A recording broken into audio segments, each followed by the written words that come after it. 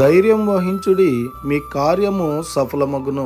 2 దినవృత్తాంతములు 15వ అధ్యాయం 7వ వచనం. ప్రేమైనటువంటి దేవుని జనాంగమా, ఈ ఉదయకాల సమయంలో నువ్వు అనుకున్నటువంటి కార్యాలు, నువ్వు అనుకున్నటువంటి పనులు జరగట్లేదని నిరాశ చెంది ఉన్నావా? దిగులు పడుతూ ఉన్నావా?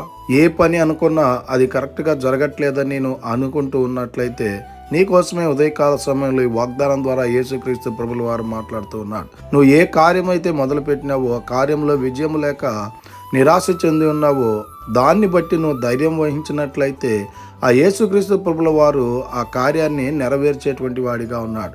నీ కార్యము జరిగించుట కొరకు ఈ లోకంలో ఉన్నవారి మీద ఆధారపడి మోసపోయి నిరాశ చెంది ఉంటే ఈ దినము నుంచి ఆ యేసుక్రీస్తు ప్రభుల వారి మీద నీ విశ్వాసం ఉంచినట్లయితే నీ ప్రతి కార్యమును నెరవేర్చేటువంటి దేవుడిగా ఉన్నాడు గనక ఈ దిన వాక్యం ద్వారా దేవుడు బలపరచునుగాక.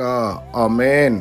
ప్రార్థన. మమ్మల్ని మిక్కిలిగా ప్రేమిస్తున్న ప్రియ పరలోకముందున్న మా తండ్రి, మీకే కోట్లాది వందనాలు, స్తుతి స్తోత్రాలు ప్రభా. ఈ ఉదయకాల సమయంలో ఈ వాగ్దానం ద్వారా మీరు మాతో మాట్లాడినందుకై వందనాలు ప్రభా. ఈ వాక్యాన్ని ఎవరైతే వింటూ ఉన్నారో వారి జీవితాల్లో వారి కార్యాలను మీరే సఫలపరచమని ప్రార్థన చేస్తూ ఉన్నాం.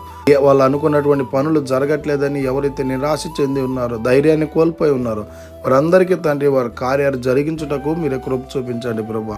ఇది నాన్న ఎవరైతే వ్యవసాయాలు చేస్తూ ఉన్నారో, ఎవరైతే వ్యాపారాలు చేస్తూ ఉన్నారో, ఎవరైతే పనులు చేస్తూ ఉన్నారో, ఎవరైతే నూతన కార్యాలు మొదలు పెడుతూ ఉన్నారో వాళ్ళ పనుల్లో ప్రయాణాల్లో మీరే ప్రతి ఒక్కరికి తోడై ఉండి నడిపించమని ప్రతి బిడ్డను మీ కృపగల స్థలాలకు అప్పచెప్పుకుంటూ కృపని కోరుకుంటూ యేసుక్రీస్తు పరిశుద్ధ నామాన్ని అడిగి మరి ప్రార్థిస్తూ వేడుకుంటున్నాము తండ్రి.